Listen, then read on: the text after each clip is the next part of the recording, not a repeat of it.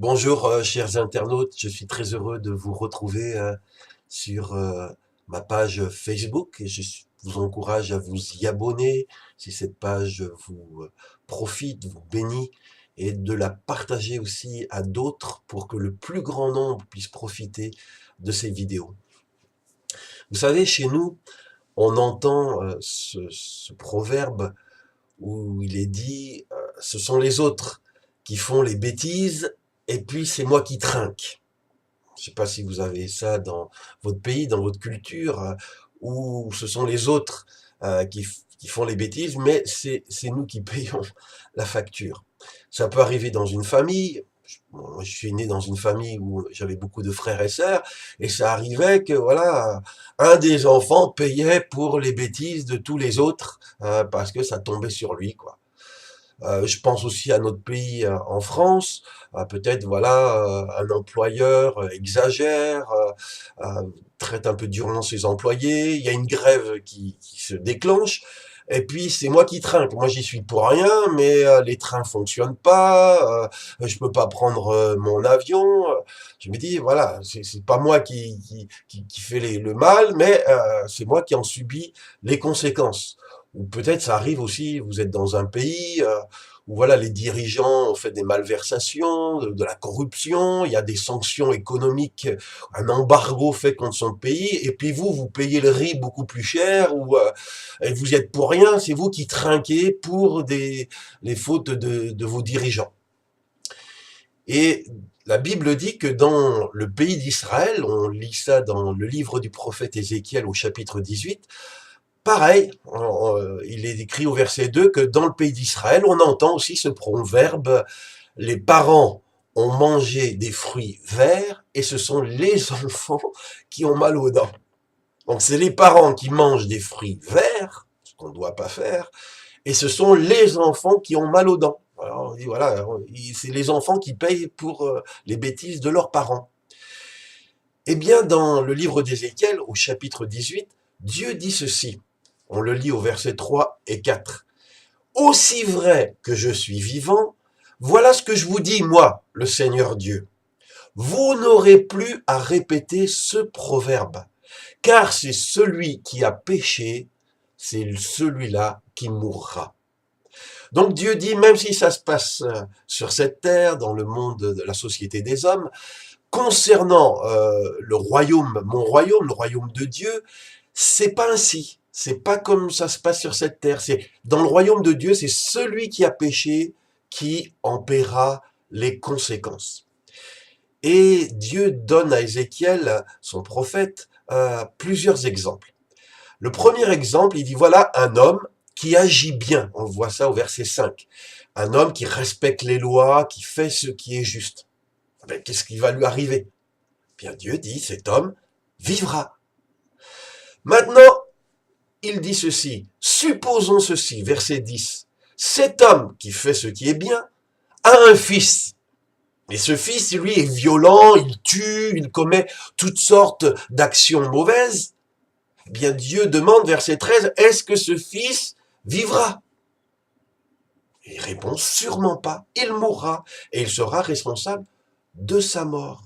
Ça veut dire, c'est pas parce que ce fils avait un père ou des ancêtres qui étaient justes, qui faisaient ce qui est bien, que lui, automatiquement, il va s'en sortir et puis il va bénéficier d'immunité ancestrale et va échapper à la juste condamnation à cause de toutes les bonnes choses que ses ancêtres ont fait. Bien non. Dans le royaume de Dieu, ça marche pas comme ça.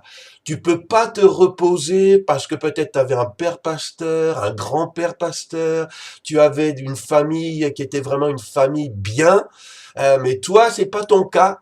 Alors ne pense pas que tout le bien que ta famille a fait te fera échapper. Dans le royaume de Dieu, c'est chacun paye sa note, sa facture à lui.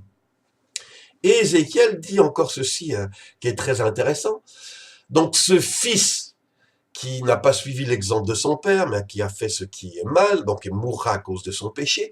Mais disons, imaginons, il dit, verset 14, ce fils a lui-même un fils.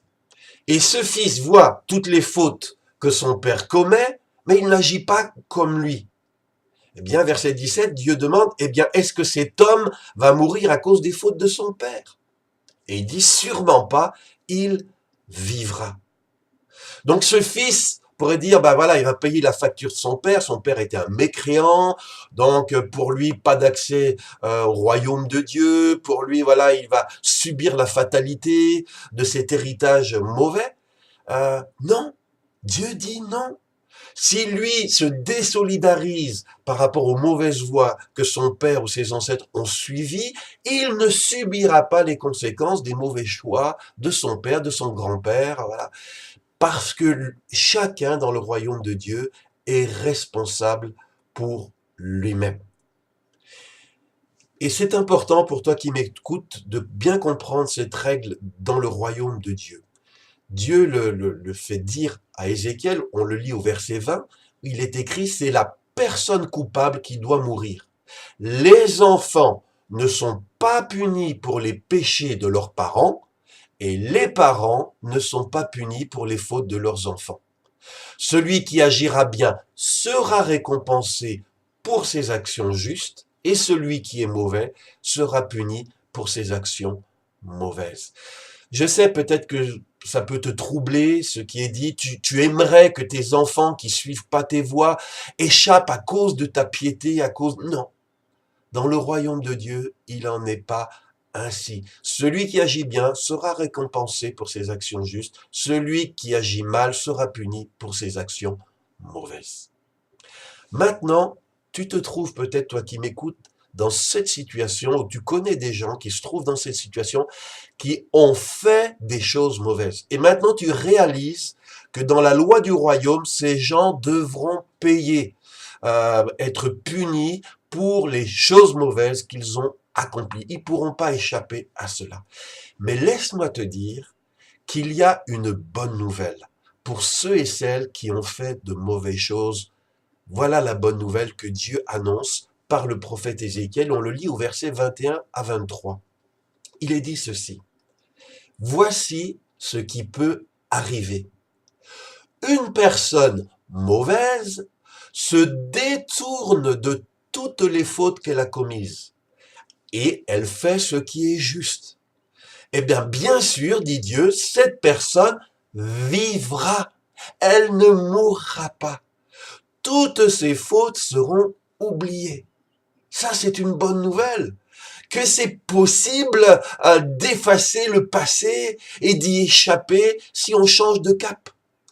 Et il est écrit encore au verset 27 et 28, une personne mauvaise se rend compte de ses mauvaises actions, eh bien si elle s'en détourne, elle vivra, c'est sûr, elle ne mourra pas. C'est extraordinaire. Souvent, on est aveugle sur nos mauvaises actions, mais il y a des moments de lucidité, des moments où peut-être Dieu, dans sa grâce, vient et révèle par sa lumière les ombres qui sont dans ta vie. Et tu réalises que tu es souillé, tu réalises les mauvaises choses que tu as accomplies, tu les regrettes et tu ne sais pas comment t'en débarrasser. Eh bien, il est dit ici, et c'est Dieu qui te le promet, que quand une personne mauvaise se rend compte de ses mauvaises actions, si elle s'en détourne, si elle regrette, si elle veut quitter ce mauvais chemin pour prendre un chemin de faire ce qui est à nouveau juste, eh bien il est dit quand quelqu'un se détourne et regrette, cette personne ne subira pas les conséquences de son passé. Il est dit que ses fautes seront oubliées. Oh, c'est merveilleux.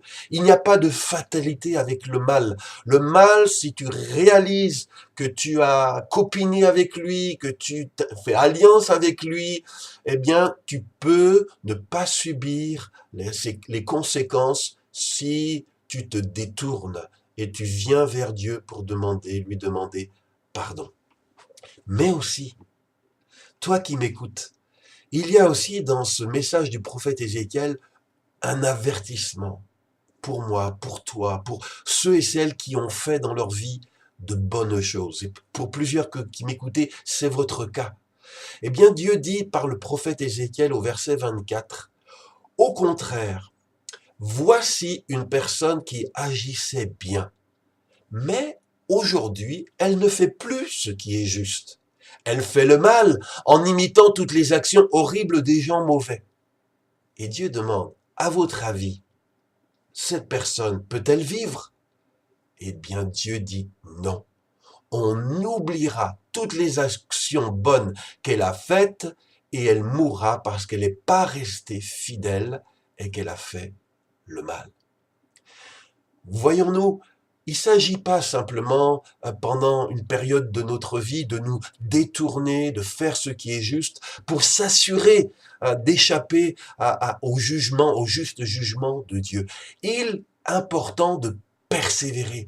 Et si quelqu'un a marché dans le bon chemin, dans la bonne voie, mais puis ensuite s'en est détourné et marche sur un chemin mauvais, eh bien, il est dit que ce chemin mauvais dans lequel il marche annulera la fidélité de son passé et qu'il devra payer pour les fautes qu'il est en train de commettre parce qu'il n'est pas resté fidèle. Dans tout ce passage que je vous ai partagé, d'Ézéchiel chapitre 18, voici la morale de cette histoire. Elle est exprimée au verset 30 à 32. Dieu dit, il dit à tous les êtres humains, changez donc de vie. Détournez-vous de tout le mal que vous faites. Ne laissez plus aucune faute vous causer votre perte. Ne laissez plus aucune faute causer votre perte. Et si tu te rends compte que tu es en train de commettre des fautes qui causent ta perte, Dieu te demande de te détourner de ces fautes.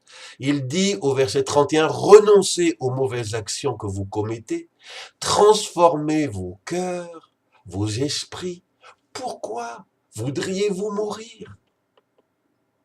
Pourquoi veux-tu persévérer dans un chemin qui va amener la condamnation sur toi? Verset 32, Dieu dit, vraiment, je l'affirme, moi le Seigneur, je ne veux la mort de personne. Détournez-vous du mal et vivez. Dieu ne veut pas ta mort. Dieu ne veut la mort de personne. Dieu veut qu'on se détourne de nos mauvaises voies et que nous vivions. Dieu est comme un juge. Vous savez, si un juge est juste, il est obligé d'appliquer la justice. C'est son métier, c'est son travail, c'est son devoir. Et sinon, s'il ne le fait pas, c'est un juge corrompu, un juge inique, et on sera fâché contre lui. Eh bien, de même, Dieu, au jour du jugement, parce qu'il y aura un jugement, sera dans l'obligation, ça sera son obligation de juge, de punir et de rétribuer toute forme de mal qui auront été faits sur cette terre.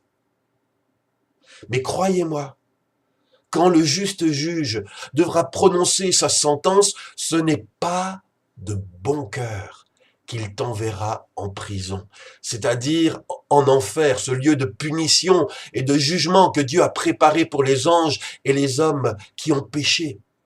En effet, Dieu ne prend pas plaisir, le juge ne prend pas plaisir à punir et à condamner quiconque. Son désir, le désir du Créateur, est que tu puisses vivre libre de toute condamnation. Et c'est pourquoi, tant qu'il en est encore temps, avant que tu viennes au tribunal, Dieu t'invite à changer de cap. Il t'invite à te repentir. Il t'invite à te tourner vers Jésus pour recevoir le pardon de tout le mal que tu as pu faire. Et alors, selon la promesse d'Ézéchiel 18, 22, tes fautes, si tu t'en détournes et en demandes pardon, seront oubliées. Alléluia, c'est merveilleux. Mais attention, il s'agit de ne pas retourner à ce qu'on a vomi, de ne pas retourner à une vie mauvaise après avoir connu une vie de justice. Et pour pas retourner à ce qu'on a vomi, vous savez, on a besoin de tout le secours de Dieu. Parce que même si j'aime Dieu et je veux l'honorer, obéir à sa parole, je réalise que le mal est encore attaché à moi et me propose et me suggère des chemins qui ne sont pas les chemins justes.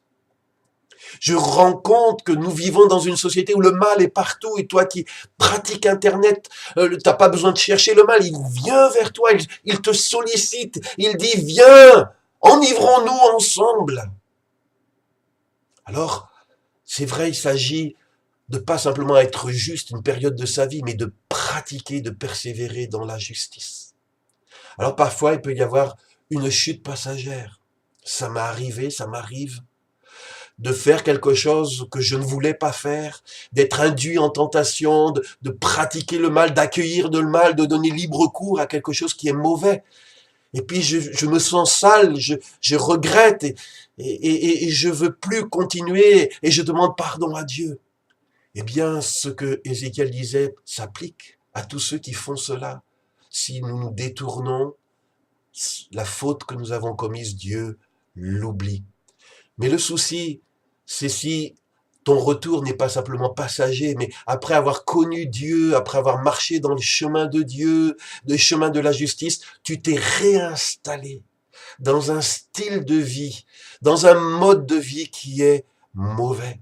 Et si c'est ton cas, toi qui m'écoutes, je sais que ce message que je te partage, c'est un appel du Dieu d'amour qui ne veut pas que tu périsses. Il t'appelle à revenir à lui, il t'appelle à quitter ce mauvais chemin dans lequel tu es retourné. Ça serait un terrible gâchis d'annuler toutes ces années de fidélité à Dieu que tu as connues pour quelques années de faux réconfort dans les bras du péché. Mes amis, j'espère que ce message a touché ton cœur et je t'en supplie, tu connais des gens qui ont besoin de l'entendre, partage ce message à tes amis, invite-les à s'abonner à cette page où je veux transmettre les choses que Dieu met sur mon cœur de vous donner. Puisses-tu les considérer avec attention. Que Dieu te bénisse. À une prochaine fois.